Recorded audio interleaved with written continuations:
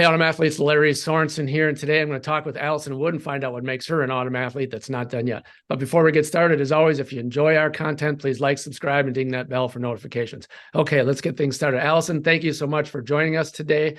I'd like to start things off by asking you to tell us just a little bit about yourself. All right, my name is Alison Wood. I'm a track and field athlete. I live in rural Oregon with my partner. I have two adult kids. One of them is a train engineer, and one of them is going to college at Colorado State. We live on a farm. We have sheep and chickens and raise our own food and food for our community. And also a network engineer. I volunteer in the internet community, and then I work for the state of Oregon designing our network.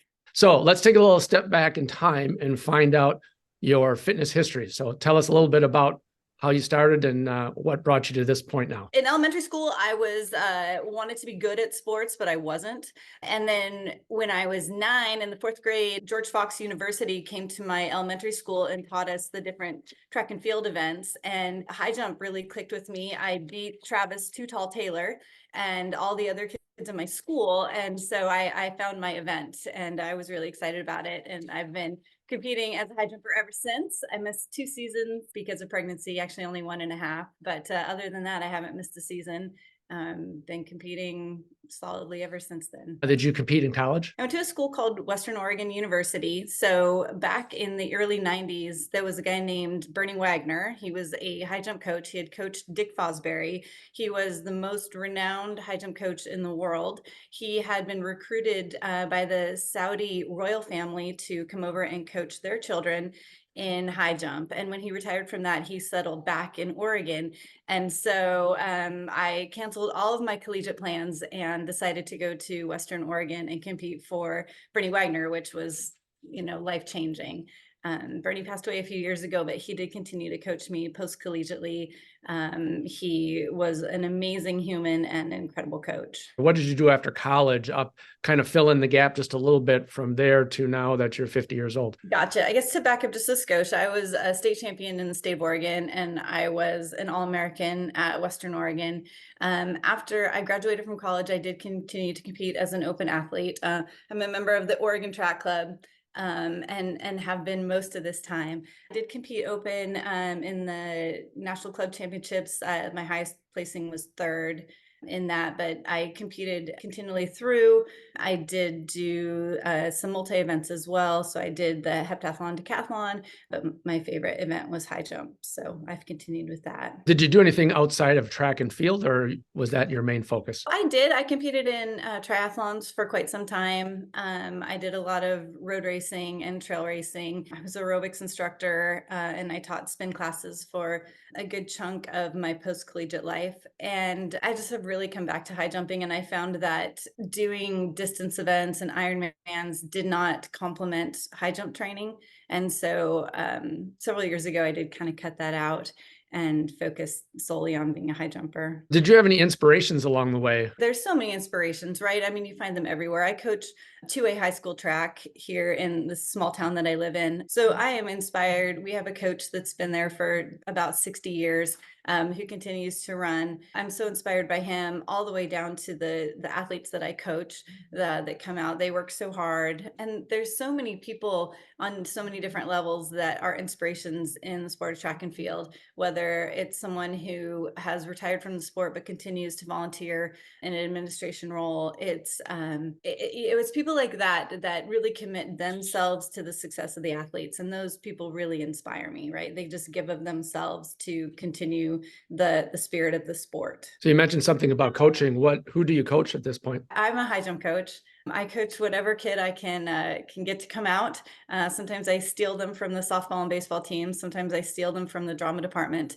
But we run a tight ship over at Regis High School, and we've had a very successful series of state champions over the last 15 years. So I absolutely love it. I love coaching, and I adore these kids that come through my program. But it's a school of about 150 students in grades 9 through 12. So it's a small group to choose from, but they're phenomenal. Have you had any setbacks along the way? I don't think there's ever a setback, right? There's learning opportunities. I really have been fortunate. Any setbacks that I've had, I've probably caused on my own. But no, I really haven't had any setbacks. How can you complain or consider anything a setback when you're still competing 41 years later? We want to hear about all of your accomplishments. So a couple weeks ago, I broke the women's 50 world record in indoor high jump, which was super exciting. I have two more opportunities to break that record again, so I intend on doing that. I have the previous world record from the previous age group, so the 45 to 49 indoor high jump. That mark is 1 meter 67. I'm about 1 meter 60. Well, I was 1 meter 63 in my heyday. I'm hoping I'm still close to that. But so I was able to jump, almost 2 inches over my head in Poland in that meet. So super happy about that. That means that the training is going well. I jumped 1 meter 66 outdoors at the University of Oregon last summer to break the American record. So yeah, I feel like I'm having a lot of the training is working the way it's supposed to. So I'm super happy with that. My high jump coach is a guy named Hugo Munez, who's a two-time Peruvian Olympian. He lives in Houston, Texas. And so we've been doing some really cool stuff, and it's definitely working out for me. So those of us that are not great at converting, can you Oh, tell us what those heights are? so I'm about 5'3.5 inches tall. 1 meter 67 is just under 5'6". And 1 meter 61, which is what I jumped a couple of weeks ago to break the current world record, is 5'3" and almost a half. Thank you for that. Okay, so now what are you chasing? What are your pending events coming up? And what are your goals here over the next few months or year? I'm going to the Midwestern Championships in Colorado this weekend. The track meets at University of Colorado, Colorado Springs. I haven't competed there before, but I'm really looking forward to it. I like competing at elevation. I don't really know why, but it seems to work well for me. And then beyond that, out or indoors, I'll be competing at the Masters National Championships in Chicago in March.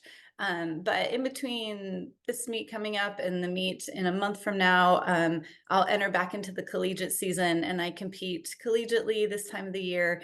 I usually pick up a few Division I meets when they invite me in, and then otherwise, whatever colleges need competitors, I get to go and jump in those meets. So it's a lot of fun. The first meet of the year, I always have some well-meaning person tell me, "Hey, no mom's on the infield." And then I usually make my way in, and then I have kids that come to me to try to check in for their event, and can't do that either. And then beyond that, they want to borrow my tape and my spikes, and sometimes they ask if they can wear my shoes because they forgot theirs. So yeah, I'm a mom. We make friends, so and I Sure. try to beat them. I hope I beat them. Tell us, what is your training regimen in order to prepare you to be so successful? I love to train. It's one of my favorite things to do during the day. Start my day, I walk my dog for an hour, which is, equates to about 3.5 miles. Nothing too intense. And then during my lunch break from work, I have a good solid hour. A lot of that is spent on the track. So I do interval training, I do hill sprints, I do short sprints and plyometrics. And then in the evenings, I spend my evenings in a weight room in my house. And so I spend about an hour and a half in the weight room, about 4 to 5 days a week. In total, I spend about 3 hours a day working out, split between about three different workouts. What type of strength training regimen do you have? Are you going heavy? Are you going light, high reps, explosive? What is it you do for a weightlifting regimen? All of those, right? So with indoor and outdoor track, we have a competition season that lasts for about 8 months. So you have a combination of all those things. But I spend a lot of time lifting legs and lower body because that's what's most important to me. You want to have your strength to weight ratio as a high jumper such that your weight is low and your strength is high. As much as I'd love to build up a lot of upper body muscles or all those glamour muscles, I can't. So I spend a lot of time in the squat rack. I also have a lot of med med ball workouts, right? So you're doing mobility with a medicine ball, whether that is med ball throws, squats, a lot with the abs. So 2 days a week, I spend about a half an hour each time with medicine ball. And then otherwise, I do all different versions of squats. I do more explosive exercises like cleans, jerks. And then I try to do a good amount of isometric work, whether that is single leg squats or single leg deadlift, different lunges, leg lifts, calf raises, all in isometric style so that you're holding them for a certain amount of time and keeping, I do that to keep my tendons healthy and keep kind of that neural function like kind of optimized, right? Because as we age, your neural function starts to diminish. And so while you still have the muscles, you still have the skeletal, the frame, all of that, I want my brain to be able to talk quickly to my muscles and my muscles to respond quickly to what my brain's asking it to do. 3 hours a day, that's a lot of work. How much do you sleep a night? I try to sleep 7 hours a night. So I do have a farm. I do have, I think right now, 6 or 7 roosters. So that limits how much sleeping in I can do. But yeah, I think sleep is incredibly important. And if I can average out 7 hours a night, that's optimal. Doesn't always happen, but it's certainly the goal. Tell us a little bit about your general approach to diet and nutrition. I have a more low carb, carnivore focused diet. So I try to limit my carbs definitely to 50, but try to stay under that. We do raise our own meat here on site. We have chickens for eggs and meat. We have sheep for meat and milk. And then we have quite a large garden that we try to plan that provides food for most of the year. And we start that inside here in Oregon. So nutritionally, yeah, I try to limit carbs quite a bit. I don't eat processed food.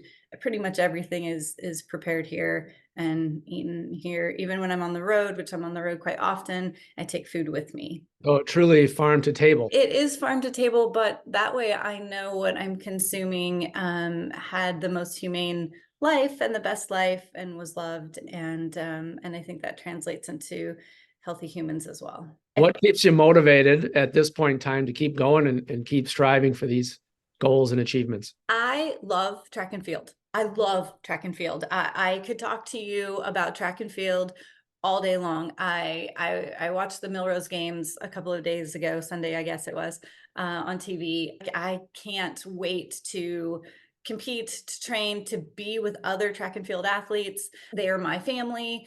I love it. I've been doing it for so long and I can't imagine not doing it. I just truly love the sport, right? And I love to see kids starting. I love to see people at all comers meets. I love to see I volunteer at the Olympic trials and the Prefontaine and all of the big track meets that happen here in Oregon. And I just love it. I love spending my time doing this. So Yes. would you have done anything differently if you could go back in time? I grew up in the 80s and 90s. I was a McDonald's kid. I ate a lot of junk food. I'm so addicted to sugar. I love it so much. So if I could do things different when I was young, I would have focused more on nutrition. And I think when I was in college, we carb loaded, right? We ate a lot of pasta, a lot of biscuits. Anything that was carbs was, eat as much as you want. And so I don't know that set me up for as much success as it could have. And I wish that I would have changed my nutritional focus when I was quite young. Do you have a secret sauce that you could share with our audience? So I spend about 15 minutes every single day working on my mental training. I spend 15 quiet minutes visualizing my competitions. Beforehand, I'll pull up a YouTube of the venue so I know kind of what to visualize in my head. But I do spend a lot of time prior to any competition, 15 minutes every day, actually going through the event in my head, putting myself in all different scenarios so that when I do arrive at that venue and it's time for me to compete, I don't have nerves. I've already done it so many times in my head that I feel completely prepared. And so I get to enjoy the moment rather than deal with some of the nerves that come up when you're competing against some pretty stiff competition. Alison, thanks so much for joining us today and telling us a little bit about what makes you an automathlete that's not done yet. I'd like to wrap up today here with giving you the floor to give us some final thoughts. Thank you so much. Thank you so much for letting me talk about track and field and high jumping. I have so much gratitude for the people in my life that support me through this. You know, my family is fantastic. And I just encourage everyone to get out there. I know that you speak with people that compete in all kinds of different sports. I've watched several of your podcasts. Not saying the track field's the best sport, but like really track field's the best sport. So I encourage you to come out, right? Check out Masters Track. It's quite amazing. I think that it's rewarding. You'll meet people from all over the world and enjoy it so much. And I will be there to support you and cheer for you. And thank you so much for letting me talk about it. It's just absolutely delightful to talk with you, Larry, and talk about all of this. Well, there you go, folks. Alison Wood, definitely an automathlete that's not done yet. Remember, everybody, keep moving, set goals, and train hard to achieve them. Thanks for watching. I hope you enjoyed, and we will see you next time.